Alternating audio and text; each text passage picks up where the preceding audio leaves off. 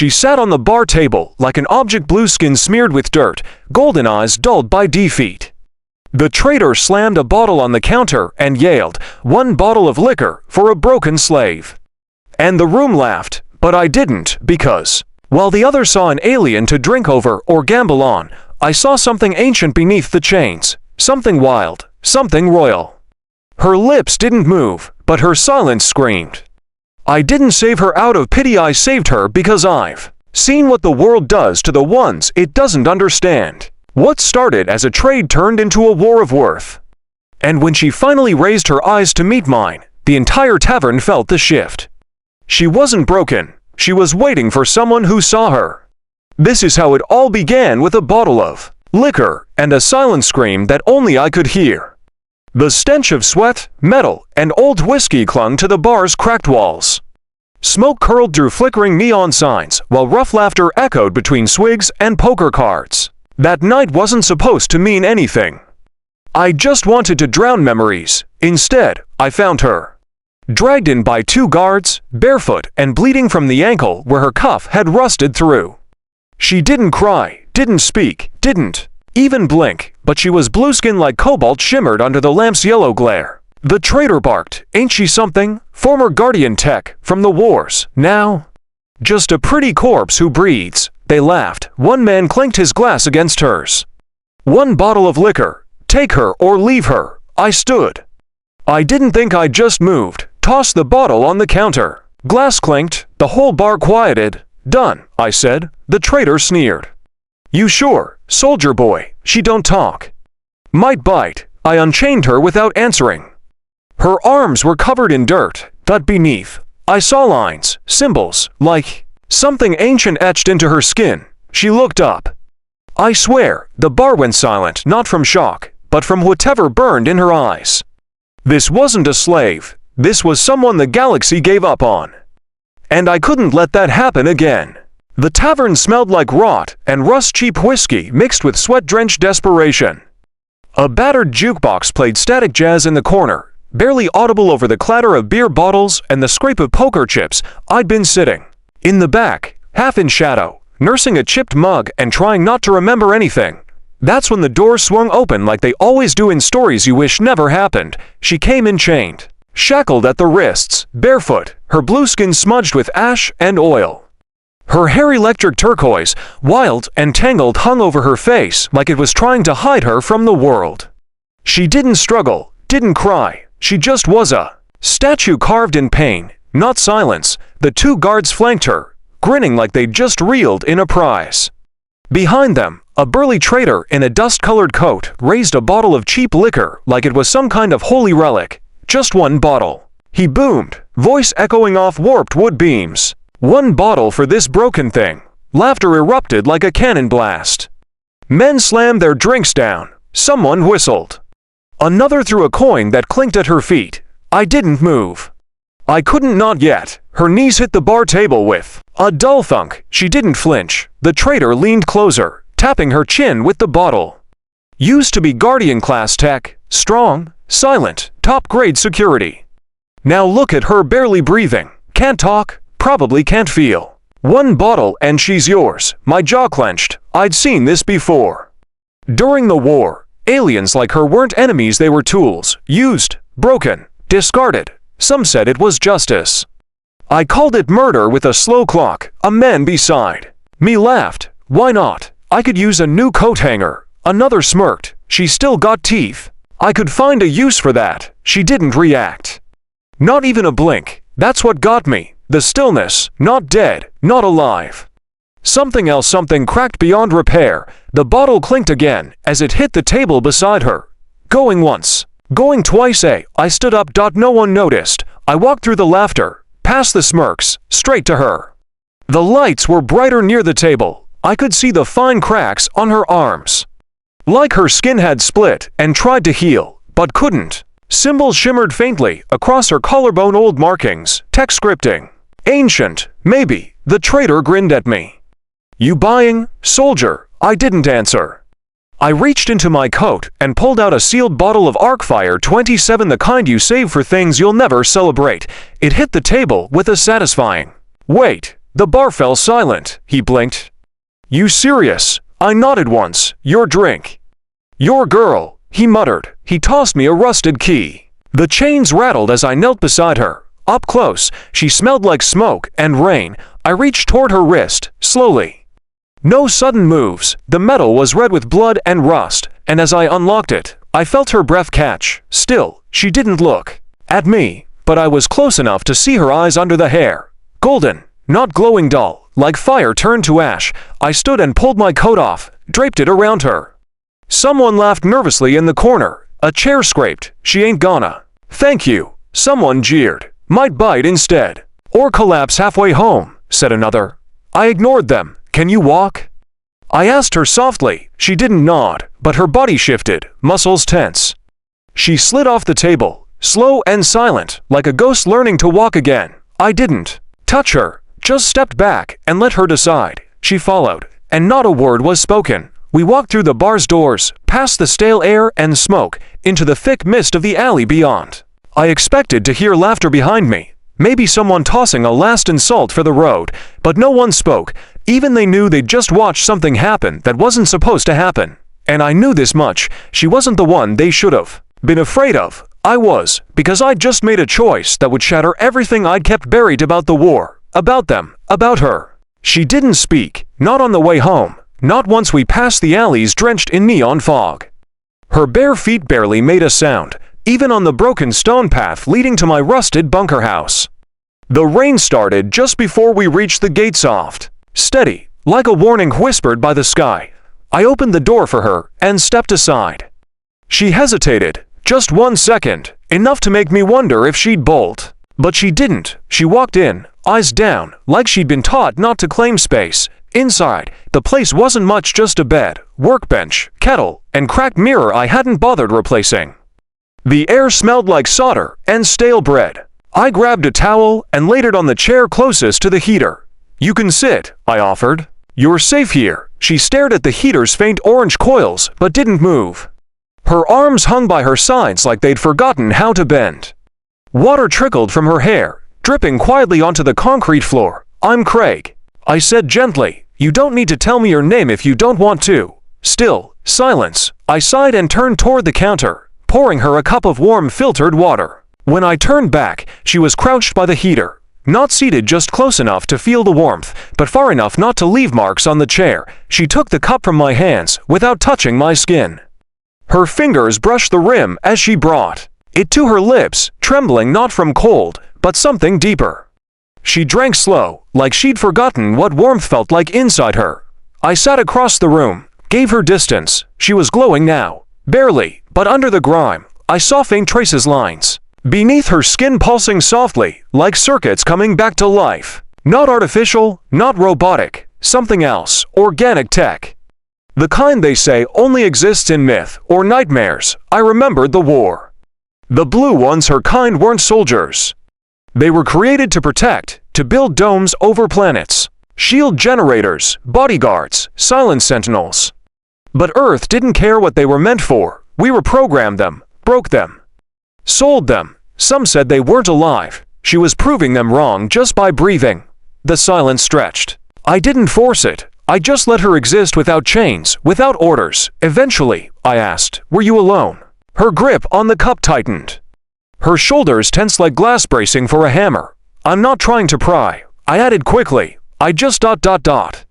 Want to understand? Still, nothing. Then quiet as falling ash, her voice. They cut the link. I froze. Her eyes were still fixed on the heater. She wasn't speaking to me. She was remembering. I had sisters. 8. We shared thought, memory, feeling. One moved, all followed. Her voice cracked on that last word. They made us choose names. I didn't know how. I said Eliza. It sounded softer. Eliza, I repeated. That's beautiful. She finally looked at me, and everything changed. Those golden eyes weren't dull anymore. They shimmered not like light, but like pain polished into clarity. Her face, angular and delicate, held so many layers I couldn't read them all. You don't flinch, she said softly. I blinked. Why would I? Most do when we look. I gave a half smile. Maybe they're not looking right. She studied me as if she hadn't seen a human before. Or maybe, hadn't seen one stay. Then, the cup slipped from her fingers, shattered. Instinctively, I moved forward, grabbed her hand, checked for cuts, and she recoiled, faster than I expected. She scrambled back like I'd struck her, eyes wide. "No, it's okay," I said, raising my hands. "You're safe. I'm not meant to be touched," she whispered. "We were never meant to feel." A pause hung there, thick as thunder. "Then maybe," I said gently, "that's the first lie they ever told you." She stared again, long and unreadable. I gathered the shards, careful, deliberate. She watched me, her breath slowed. That night, she sat by the heater until the glow dimmed. I offered her the bed. She curled into a corner instead, knees drawn up, arms wrapped tight. No one spoke after that. But as I turned off the lights, I caught one final flicker in the mirror, her fingertips, glowing faintly, touching the spot where I had touched her. Hand. A spark. Not of pain. Of memory. Of the moment a weapon remembered it once protected, not because it had to, but because someone finally cared. She didn't sleep much. I could tell by the subtle shifts in her posture, the way her fingers twitched when the room got too quiet. I heard her pacing at night, barefoot steps tracing the same circle across my floor like she was mapping invisible walls around her. On the third morning, I found her curled in the corner again, knees drawn to her chest, eyes half open. She wasn't blinking. "Eliza," I said gently, kneeling nearby, "you don't have to keep watch. There's no one coming for you here." Her voice emerged after a pause. "It's not them I fear. It's emptiness." I sat cross-legged across from her. "You're not empty." She tilted her head. "How do you know?" I didn't answer right away. Instead, I grabbed the toolbox and slid it across the floor. "You ever fix anything?" I asked. She stared at the metal case, then back at me. Slowly, she reached out, fingertips grazing the latch like it might vanish. "I used to repair star cores," she murmured. "Graviton balancers, pulse engines." I chuckled. "Well, this one's just a toaster, but hey, everyone starts somewhere." For the first time, something flickered on her face. Not quite a smile, but the muscle remembered how. I left her with it on purpose. She needed space, not supervision. When I returned 2 hours later, the toaster was in pieces lined up perfectly in surgical rows across the workbench. She stood over it, studying each component like it held ancient runes. "Every piece was talking," she said without looking up. "Talking, not with sound, with memory. Where it broke, why, what it needed." I blinked. "That's impressive." Her shoulders rose slightly. "I remember things when I touch them. Machines, patterns, pain." I hesitated. "People too." Her hands froze. She turned slowly, her golden gaze searching mine. "Sometimes," she whispered. "But only if they're honest." That stayed with me for hours. Later, while I fixed the heater coil, I caught her watching me from across the room. Not hiding. Observing.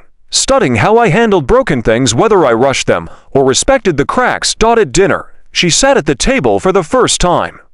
Still didn't eat much, but her eyes moved more, tracking every detail of the room, every gesture I made. That night, I lit the small fire drum in the corner. She drifted close, warming her fingers near the flickering light. "Where did they take your sisters?" I asked carefully. "They didn't take," she replied. "They disconnected." I didn't understand. She explained, "When we're born, we're linked. Shared cognition, 8 thoughts, 1 mind." But humans couldn't understand it. They wanted obedience, not unity. So they severed the net.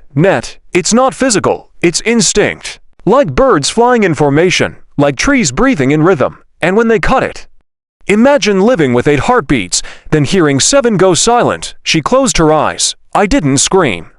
I couldn't. I didn't even know how. I swallowed the lump in my throat. She continued. "When the silence settled, I became one. But I was never meant to be alone. That's when I stopped functioning." "You didn't stop," I corrected softly. "They just broke what they didn't understand." Her hands began to glow faintly again, same lines as before, tracing down her wrists. "Not fire, not heat, something older, something alive." "What is that?" I asked. She raised her palm, staring at the light dancing across her skin. "It's not power. It's purpose. My body remembers, even when I don't." "What do you mean?" She looked at me, eyes almost shining. "We were never weapons. We were architects, protectors. We shaped energy, not for war but for harmony." I took a breath. But they used you anyway, she nodded. The glow faded slightly. You're remembering more, I said. It hurts, but it's coming back. She nodded again. Then I asked the question I hadn't dared until now. Why me? Why let me touch you? Why let me close? She paused. Not defensive, just thoughtful, because when I flinched, you didn't flinch back. You waited, you didn't chase. You didn't command. That's all it takes. No, she whispered. But it's where it begins. We sat in silence for a while after that. Not heavy, not empty. Shared. When she finally stood and walked toward the sleeping area, she paused beside the bed. This time, she laid down on the blanket, uncoiling herself like she finally believed the room wouldn't cage her. And as I turned off the lights, she whispered a word so soft, I almost missed it. Thank you. No one had said that to me in years, certainly not someone who once carried starlight beneath her skin. I was adjusting the solar coils on the roof when the power blinked out again. With a sigh, I climbed down the rickety ladder, expecting the inverter to have overheated, but when I opened the door, the air inside felt charged, not electrically, but something else, denser, like invisible hands were holding their breath. Eliza was standing in the center of the room, palms lifted, face lit by a soft internal glow. Not flickering this time. Steady, focused. She didn't look up. I watched. Her fingers moved slowly through the air like conducting an orchestra no one else could hear. Around her, small items hovered, a wrench, my mug, even the broken toaster she had disassembled days earlier. They floated gently in a circle, obeying nothing but her memory. You're practicing, I said quietly. Her concentration didn't break. The mug rotated once, then lowered to the floor as if kissed by gravity. The others followed. She exhaled, and the light receded. I thought I forgot how, she murmured. But my body kept remembering. You didn't forget. You were surviving. She finally looked at me. I wasn't meant to be this way. Quiet, separated. I was designed to connect to power systems through emotional resonance. The closer I was to harmony, the stronger I became. And now, she reached into her pocket, pulled out a strip of bent metal she'd taken from the junk pile. It shimmered faintly in her hand, then began to smooth itself out, edges realigning, cracks healing. She handed it to me. Now I'm remembering what my touch was made for. I turned it over in my hand. This is more than just repair. This is revival. She nodded. That evening, as the wind howled through the broken cityscape beyond our little hideout, Eliza and I worked side by side. She helped me repair the thermal grid with barely a glance at the schematics. I handed her wires, tools, supplies, but it was her glow that powered the connectors. Circuits healed faster than fire could solder. The space between us had shifted. It wasn't rescue anymore. It was recognition. She wasn't just recovering, she was returning. Later that night, I brought out an old projector, something I hadn't used in years. I dusted it off and connected it to the battery rig. Blue light flickered against the wall as footage from old exploration logs played. Starscapes, alien cities, ships dancing through clouds of ice and plasma. Eliza sat cross-legged, transfixed. You've seen this before, I asked. She shook her head. I remember those skies, but I never saw them this way. Through your eyes. You were born in space, she nodded. On the edge of a gravity well, inside a crystal satellite. We didn't use names, only vibrations. When we sang, our ships responded. When we hurt, our cities dimmed. I paused. And when you were taken, the stars vanished. Even inside me, she reached out and touched the edge of the projected light. Her fingers passed through it. But a faint resonance vibrated the room like the echo of a forgotten song. That's what they stole, she said. Not just my sisters, not just my strength. They took my light, and now it's coming back. Her hand dropped. She turned to me. Because you didn't try to own it. There was silence again, but not emptiness. This time it wrapped around us like warmth. That's when the alarm chirped. I froze. A low-frequency pulse sounded from the tracker panel by the door, a frequency I hadn't heard since the war ended. Someone was pinging our location. Not just any signal, trader class, from the markets. Eliza, I said. You need to stay low. But she didn't move. I felt it, she whispered. When I touched the projection, they saw me. Who? The ones who sold me. They embedded tracking resonance inside my skin. They used my own power to trace me. My hands clenched. We can run. I know how to. She shook her head. No more running. I have something I didn't have before. I stared at her. What's that? She raised her palm. For a moment, I thought she meant the glowing lines again, but then she touched her chest. It hit harder than any weapon. I'd saved her with nothing but a bottle and a decision, but she had transformed me in return, taught me that healing wasn't just repair. It was trust, shared, fed, protected. We didn't speak. After that, we didn't need to, because sometimes the brightest fires are reignited by hands that simply refuse to let go. They arrived at dusk, not quietly, not cautiously. 3 black glass transports descended just beyond the ridge, kicking up ash from the broken earth.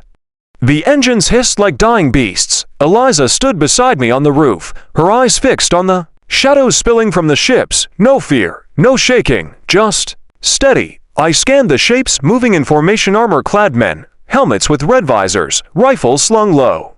But one figure stood out, the traitor. Same filthy coat.